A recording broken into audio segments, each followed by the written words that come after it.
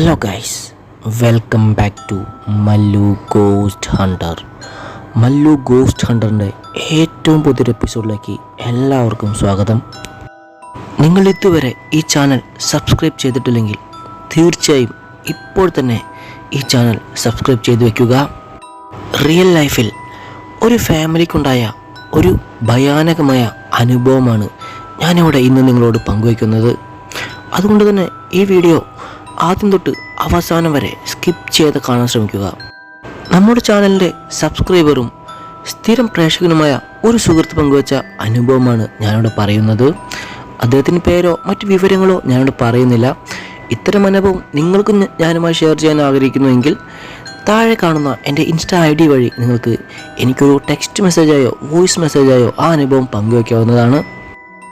ഒരുപാട് സംസാരിച്ച് ബോറടിപ്പിക്കാതെ നമുക്ക് ആ ഒരു അനുഭവത്തിലേക്ക് പോകാം.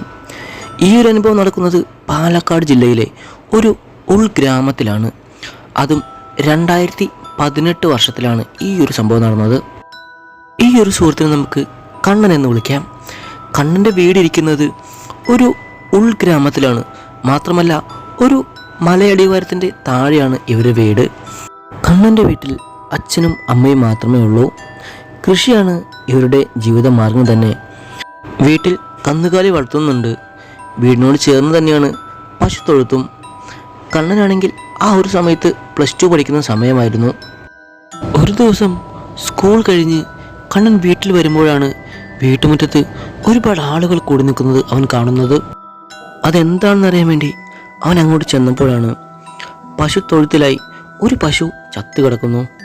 അതും അതിനു ചുറ്റും രക്തമോ മുറിപാടുകളോ ഒന്നുമില്ല. പക്ഷെ ആകെ ശോഷിച്ച് ക്ഷീണിച്ച പോലെ അത് ഒരു മരവിച്ച രൂപത്തിൽ അവിടെ ചത്തു കിടക്കുകയാണ്. അങ്ങനെ ആ ഒരു പശുവിനെ ഒരു ഡോക്ടർ വന്ന് പോസ്റ്റ്മോർട്ടം എല്ലാം ചെയ്തപ്പോൾ പറഞ്ഞത് രക്തം വാർന്നാണ് മരിച്ചത് എന്നാണ്. പക്ഷേ അവിടെയാണെങ്കിൽ രക്തമൊന്നും കാണാനുമില്ല. അങ്ങനെ കൂടുതലൊന്നും ചിന്തിക്കാതെ തന്നെ അവരതിനെ അടക്കം ചെയ്തു.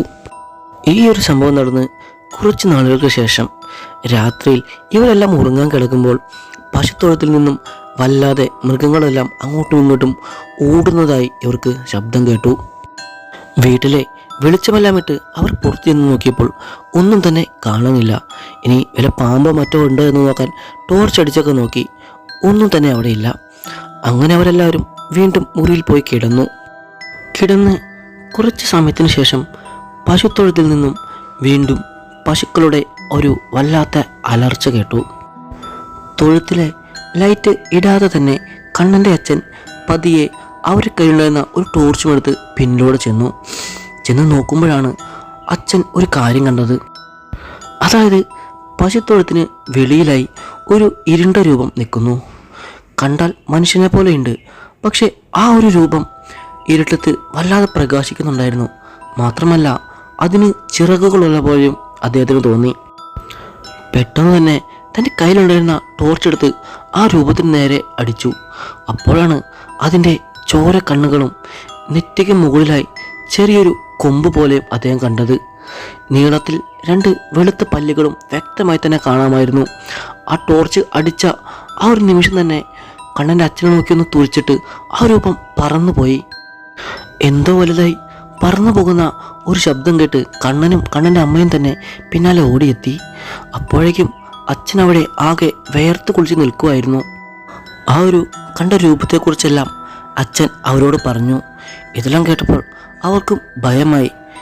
ഈ കാലഘട്ടത്തിലും ഇതൊക്കെ വിശ്വസിക്കാൻ പറ്റുന്ന കാര്യങ്ങളാണോ എന്നായി അവരുടെ ചിന്ത. പക്ഷേ ആ ഒരു കണ്ട കാര്യം അതവർക്കൊരിക്കലും വിശ്വസിക്കാൻ പറ്റാത്തതായിരുന്നു. പിന്നെ നേരിട്ട് കൺമുമ്പിൽ കണ്ട കാര്യം എങ്ങനെ ഒരു അന്ധവിശ്വാസമാകും? അതായി അച്ഛൻ്റെ ചിന്ത. എങ്കിലും അവരെല്ലാം മറന്ന് അന്ന് രാത്രി കടന്നു. അച്ഛന് അന്നേ ദിവസം ഉറങ്ങാനേ കഴിഞ്ഞില്ല. വീട്ടിലെ പശു മരിച്ചതിന് കാരണം ഇത് തന്നെയാണെന്ന് അവർക്ക് മനസ്സിലായി. 3-4 ദിവസം എല്ലാം പഴയ പോലെ തന്നെ പോയി. രാത്രിയിൽ വലിയ ബഹളങ്ങളൊന്നും ഉണ്ടായിരുന്നില്ല തൊഴുത്തിൽ നിന്നും. കണ്ണൻ തനിയെ ഒരു റൂമിലാണ് കിടക്കുന്നത്. അച്ഛനും അമ്മയും മറ്റൊരു റൂമിലും. ഒരു ദിവസം രാത്രി കണ്ണന് വല്ലാതെ മൂത്രമൊഴിക്കാൻ മുട്ടിയപ്പോൾ അവൻ വീടിന് വെളിയിലേക്ക് ഇറങ്ങി.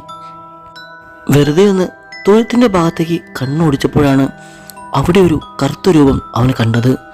അപ്പോഴാണ് അച്ഛൻ പറഞ്ഞ കാര്യം അവൻ ഓർമ്മ വന്നത് തന്നെ. പെട്ടെന്ന് അവനൊന്ന് ഞെട്ടി. ആ ഞെട്ടലിൽ തന്നെ ആ ഒരു രൂപം അവനെയും കണ്ടു. പെട്ടെന്ന് ആ ഒരു രൂപം അവൻ്റെ ദേഹത്തേക്ക് പാഞ്ഞെടുത്തു. അവൻ അലറി.